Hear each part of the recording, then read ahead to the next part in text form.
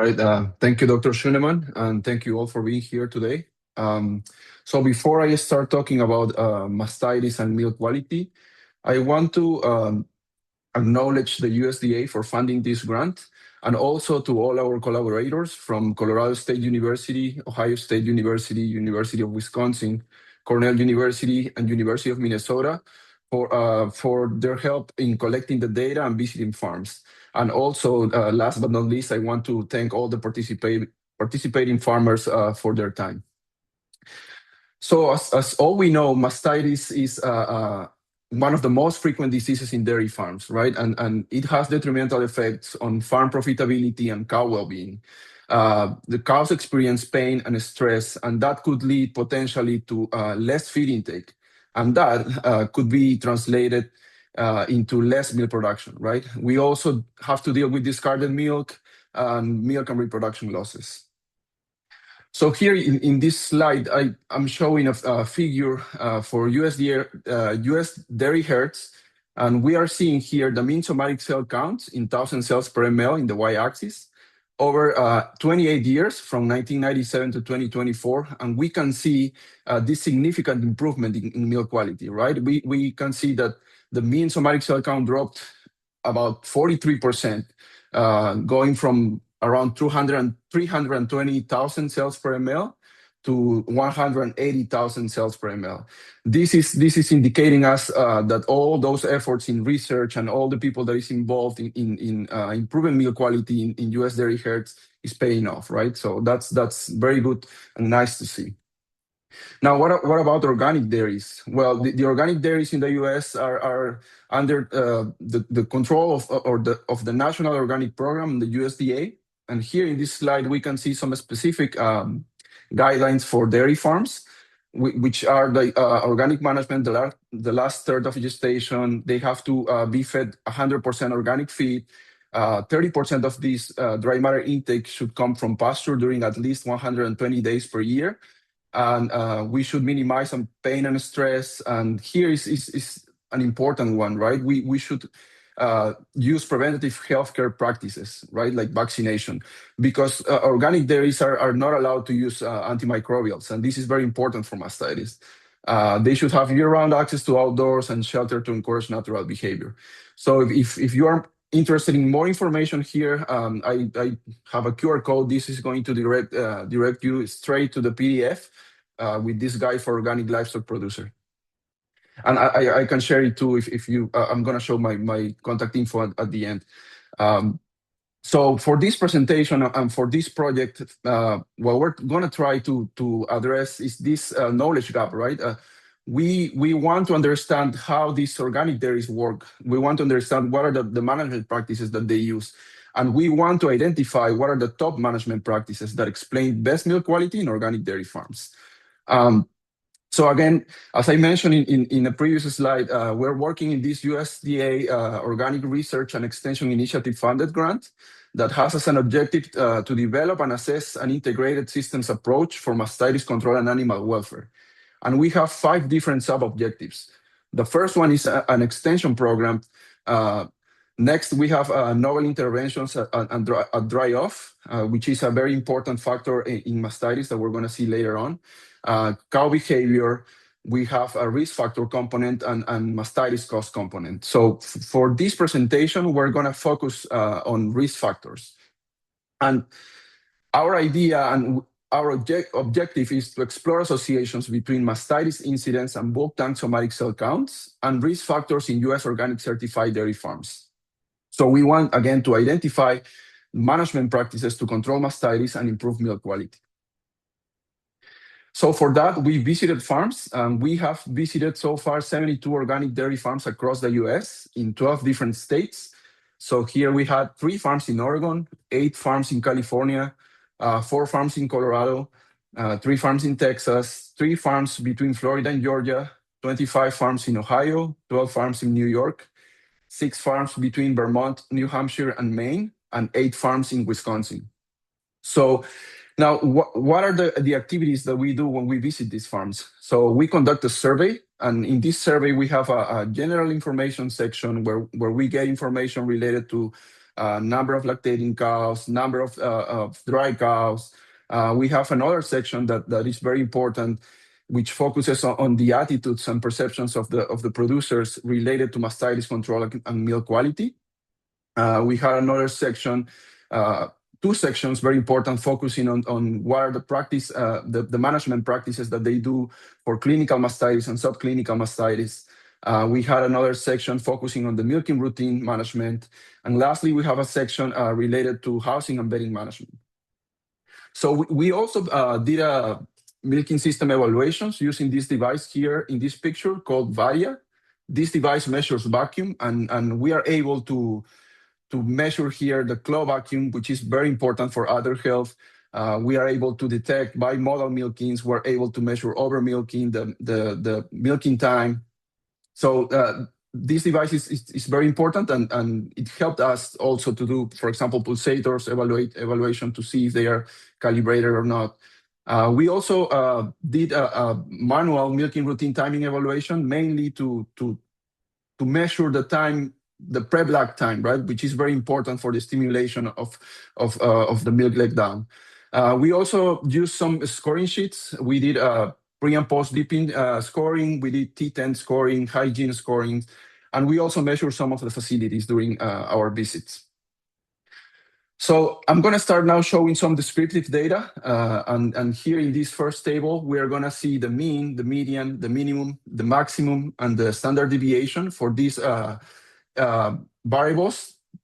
There are a number of lactating cows, milk yield in kilograms per cow per day, clinical mastitis incidence in 100 cows per year, and self-reported bulk tank somatic cell count in 1,000 cells per ml.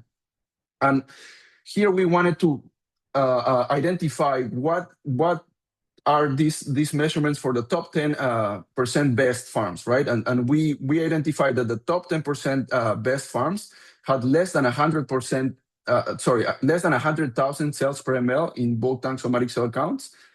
They had less than 3.8 clinical mastitis cases per 100 cows per year, and they had over 14.5 kilograms per cow per day of milk. So we wanted to identify that to identify which are the management practices these farms are doing to get to that good milk quality and low clinical mastitis incidence, right? So here in this graph, we now can see the somatic cell counts in 1,000 cells per ml in the x-axis with the lactating cow number, like the farm size, right? And we can see here that the smaller size are those that are our top 10% best farms. And we can see here that some of those bigger farms are the ones that are between 200,000, 300,000 cells per ml. And we're going to go over some more descriptive data, more specific data, and see what is going on here in these farms. Now here we have the distribution with respect to somatic cell counts in 1,000 cells per ml from all the farms that we visited, and we can see kind of like a normal distribution here. And we can also see that around 8 farms are our top 10 best farms, right? So now moving on to some of the specific descriptive data. As I mentioned, we use this device, the Varia, to measure vacuum, and we were able to measure over milking too. So the recommended range for over milking is less than 60 seconds. And here we can see a surprising only 2% of the farms that were below or within that recommended range, right? That was 27 seconds. And this is very surprising, but we we can explain it maybe looking at this other figure, right? The cluster removal. We saw that 53% of the farms, they had a manual takeoff. And that kind of made sense, right? We know how the milking routine is. Sometimes there are some issues and the milker has to go there, fix the issue, and then they don't remove the unit. The unit stays there for over a minute, 2 minutes, and that's already a risk for clinical mastitis, right? Because the teat end is being exposed to high vacuum levels, and that's damaging the teat end. So now for milking system performance, I want to give you a little bit of background for what the pulsation cycle is. And we have four phases here: the phase A, which is the opening phase; the phase B, when the liner is open and we are milking the cow; phase C is closing; and phase D is when the liner is closed. We are applying that massage to the teeth end. So here the important ones are the phase B and the phase D, right? And there are some recommended ranges that we have to follow. So here in our data, we see that 21% of the farms were outside that recommended range for the phase B, that is between 480 and 510 milliseconds. So what happened if we go over this time? So there is research showing that in a pulsation cycle, the machine takes around half a second, which is 500 milliseconds, to harvest the milk that is in the cistern. So if we go over that time, there is no milk coming down, and we're exposing the T10 to high vacuum levels. So this is a very important risk factor for other health. Now for the phase D, this is the one that we use for massaging the teeth end and relieving that accumulation of blood that is coming down because of the vacuum, right? So if we are below that, we are in a risk of the teeth canal closure, right? Because we have a lot of blood coming down, and that's causing pressure, right? This is closing the teeth canal. So this is what we saw, and we saw here only 3% of the farms that we visited. They were below that recommended range, and 36% were above, which is not very risky for other health, but this means that the milking itself is slower. So the efficiency time of the milking time wise is being affected, right? So going on with milking system performance, we were also able to measure vacuum stability during the milking, and we found that 31% of the farms did not keep the vacuum stable during the milking. And this again is very important for other health, because if we are not able to keep that vacuum stable during the milking, when a milker is going to open a unit to attach it, the other cows are going to feel more vacuum, and they're going to feel distress too, right? And that's not good for milk production and for other health. And we can kind of explain those variables here with this last figure related to milking system performance, seeing that 30% of the farms that we visited, they perform a system evaluation less than once per year. And even some farms in these 30% mentioned that they never did a milking system evaluation. So this is an important factor that we have to keep in mind. Next, we have housing and environment, and here we can see a good 66% of the farms that clean the bedding daily, which is recommended, right? 1, 2, or 3 times per day. But we still see around 20% of the farms that never clean the bedding. So that's still surprising, right? And then for bedding adding or changing frequency, we had a 30% of farms that did it weekly, which is recommended, maybe 2-3 times a week, add or change the bedding so we can have fresh and dry and clean bedding. But we still found almost 15% of the farms that never add or change the bedding, right? So another important factor to keep in mind. For the dry-off management, so we all know that this is one of the key parts of the lactation, where we are exposing the cows to clinical mastitis and other problems, right? So we found that 23% of the farms did an immediate dry-off, and 23% of another 23% of the farms did immediate dry-off, but they changed the diet, right? With the idea of reducing the energy intake and reducing the milk yield by the end of the lactation. 11% of the farms reduced the milking frequency, and 44% of the farms reduced the milking frequency and changed the diet, which is the recommendation, right? We want to try to decrease the milk production by the end of the lactation, so we can have that keratin plaque formation to avoid new intramammary infections during the dry off, or during the dry period. Sorry. Moving on to vaccination and heart health program, this is an important one, right? Because as I mentioned, organic dairies, they are not allowed to use antimicrobials, and we have to leverage those strategies that we have to prevent these issues in our farm, these diseases, right? So here we can see another surprising 61% of the farms that did not use any vaccines. And we, as part of the survey in the section of perceptions and attitudes about mastitis control, we asked the farmers if they thought that vaccination was important to control mastitis. And we found that more than 50% of the farmers, they don't think that vaccination is important. And 33% of those, they thought that vaccines were not important at all. So these are some factors that we have to consider and keep in mind, right? If we are not able to use other strategies, we have to leverage those preventative management practices that we can in organic dairies. For cooling decisions, again, very important, we found 38% of the farmers that never tested somatic cell counts as part of the DHIA program. And also, as part of the survey, we asked them if they use CMT or this somatic cell count testing as part of the DHIA to identify subclinical mastitis cases, and 27% of the farmers said that they do not identify clinical mastitis cases.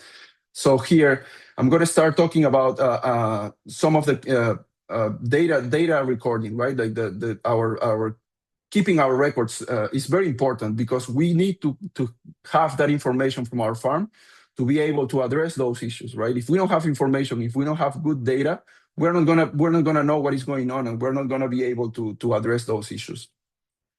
So this part here is very important. We have to identify subclinical mastitis cases.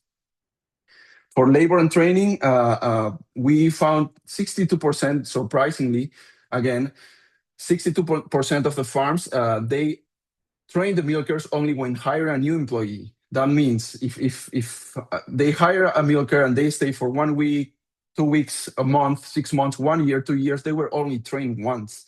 And this is key, right? We have to keep that active communication environment between the milkers and the managers so we can comply with the milking routine. That's very important, a very important factor to consider. Now, moving on to some analysis, some statistical analysis from the data that we got from these farm visits.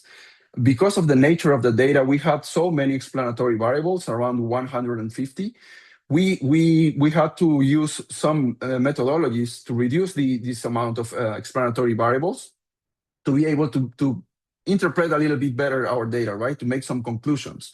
So for that, we use the principal component analysis and the variable selection method.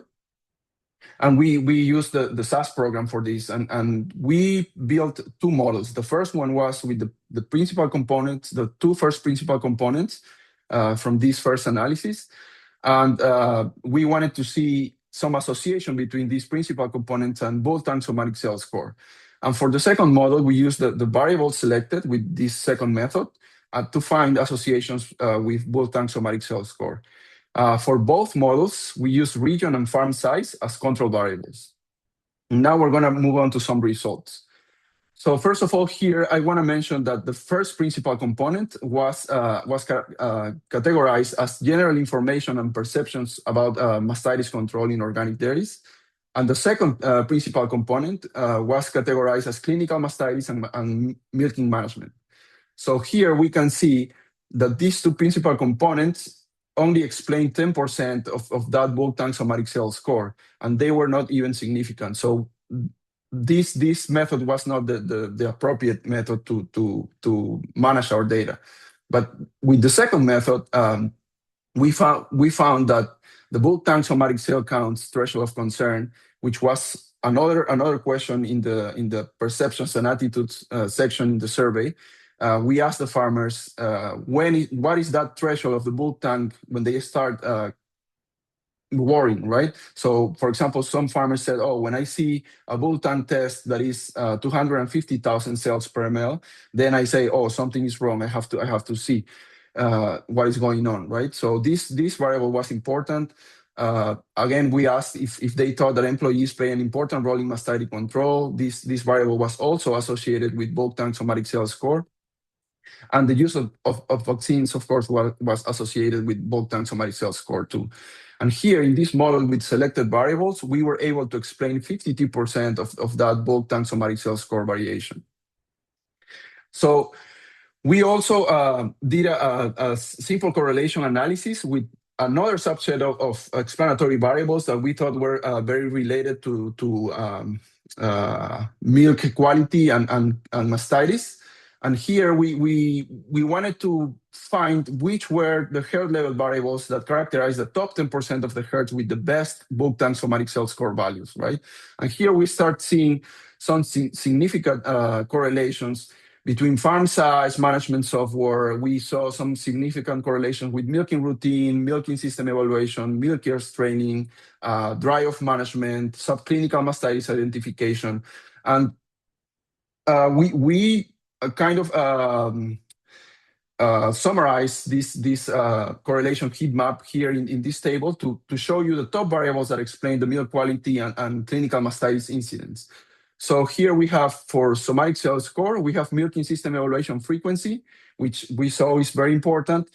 We have to keep a good, an adequate vacuum level in the teat end, so we can keep a good udder health and get to those to that good milk quality, right? We had farm size too that we think that this could be more operational, right? Maybe those bigger farms, they have more access to services, or they have more resources. And for clinical mastitis incidents, again, we had farm size, operational, milk system evaluation frequency, again, very important. We have to be on top. We have to perform milking system evaluations frequently. And we have DHIA program enrollment. And here I want to emphasize again that we have to have organized data. We have to have data. We have to understand what is going on in our farm to be able to manage it. We also wanted to identify some of indirect correlations related to milk quality and clinical mastitis incident. So here we have the top indirect correlations, and those were farm size and milking system evaluation, highly correlated. And we again think that it was operational. Maybe those bigger farms have more resources, they have more access to services, and that's why they do more frequent milking system evaluations. We have milking routine and milkers training, and this is very self-explanatory, right? If we provide more frequent training to milkers, we're gonna comply with the milking routine, and we're gonna improve our milk quality. Here we have dry-off management and milking routine. This might be more general in that active communication environment between the employees in general and the managers. And we see that if that's the case, we're improving our milk quality. Here we have subclinical mastitis identification with milk system evaluation and also management software and farm size. Again, I want to emphasize that it's very important to have organized data. It's very important to keep good records so we know what is going on in our farm and we can address those issues, right? So going towards the end of my presentation, I want to show you some next steps for this project. Our plan is to visit over 100 farms, and I have highlighted here Minnesota, Louisiana, and Mississippi, because we already identified some farmers that we're going to be visiting. We're also going to calculate farm-specific cost of mastitis, and we're planning to develop a mathematical optimization model to make cooling decisions, right? So the idea here is to develop this mathematical model to not only account for those high somatic cell count chronic cows, but also to account for the cow value and see if we should just cool the cow or maybe not include this cow's milk in the tank so we can get to that milk price bonus, right? So that's the idea in this part. So now, what I would like you to remember from this presentation is that the dairies with the best milk quality, they detect subclinical mastitis early. That's because they have a good record keeping. They keep milking equipment in good working condition. They regularly train their employees. They manage the dry-off period properly, which is we saw is a very important factor. They follow consistent protocols, right? So what does it mean to detect subclinical mastitis early? That's there is using CMT or DHI data to identify subclinical mastitis cases. They have a strong operational culture, and that's why they achieve the best milk quality. And lastly, we cannot manage what we cannot measure. So that's very important, right? The record keeping. So with that, I want to thank you all for your attention, and here is my contact information if you have further questions, and I will happy to answer any questions. So thank you.